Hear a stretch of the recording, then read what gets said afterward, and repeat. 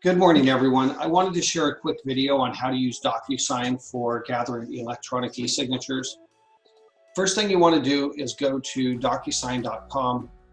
In the upper right-hand corner, you're going to click Login, and you will type your username and password. The system itself is very simple to use. It's pretty much drag and drop once you add the names into the system. So when you log in, you're going to come into a page like this. What you'll want to do is click Start Now, and you can drag and drop your file in, or you can do the traditional upload, which would be click Upload, locate the file on your computer, and then the next thing you want to do is click Next in the bottom right corner. Do not click the I'm the only signer item, because once you click that, you won't be able to add any other parties to the document. So click Next. Now what we're going to do is we're going to add the signers of the document. In this case, I'm going to add my wife as the parent. So you will need the email address to each person who's going to sign. So now I'm going to add the administrator. In this case, I'll add Ms. Chang. Let's click Brian Wager as a special ed teacher. And we need a general ed teacher. The important thing to remember is that you get all of your contacts in. If you forget one, it is perfectly okay. You can switch back and add them later. So what we'll do now is we'll click Next, and that will bring up the document that you need them to sign. First thing that I do is, knowing that the parent needs to sign, I'm going to follow through and complete the parent's items first. Parent needs to give a date. So I will switch that. If you notice in the right side of the screen, every time you drop one of the fields, you get to select who completes it.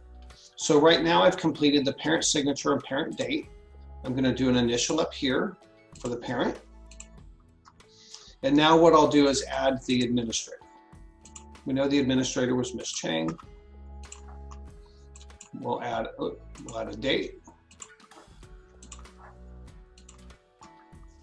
We can pick either teacher, in this case, since this is a test, as the general ed or special ed teacher. So general ed will make Brian. Let's do the date signed as well. Then we will pick the special ed teacher as Mr. Osgood.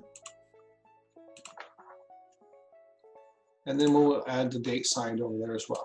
If you notice, each time you add a person or a field, they are color coded. So if you see a mismatch, like in this case, I have this match to the parent's color.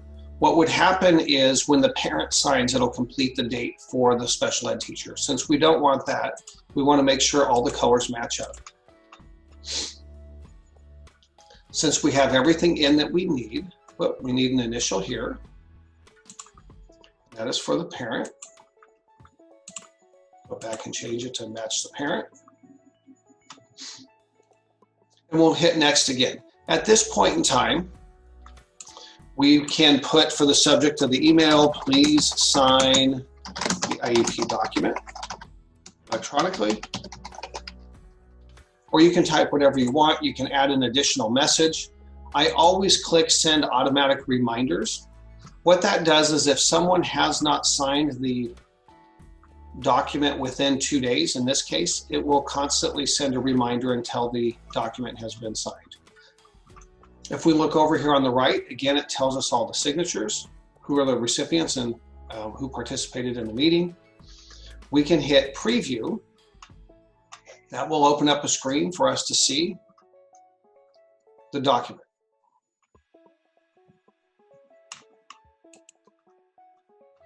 Now, let's pretend for a moment that we had one of the teacher's names incorrect. We can hit Back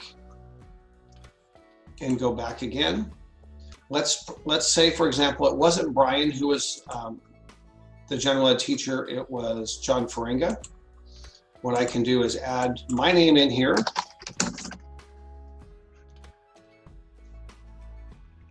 We will put my email address in. And hit Next again. If we notice, the color automatically changed where I substituted Brian's, my name for Brian's. What happens, you'll hit next. Once you hit send, the item will send out an email to each person asking them to sign the document electronically. So we'll hit send really quick. You can log in at any point in time and click manage.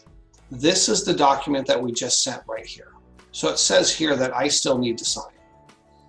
So to walk you through what this looks like, I'm going to click sign really quick. What happens for parents as they do this, they're going to see something on their screen that's similar, whether it be a tablet, cell phone, or desktop. I'm going to hit continue.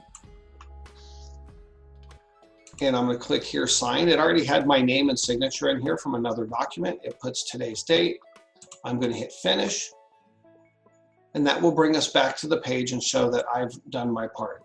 Now, if at any point in time you messed up and you need to remove items, you just go to click send.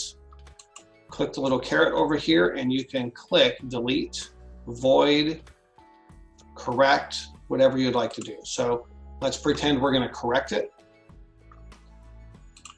We can hit next again, go right back in and make changes to any of the signers that we need to do, or we can add additional signature or initialing points as needed. I hope this answers all of your questions. If there's any questions that you do have, please feel free to send me an email. Thank you.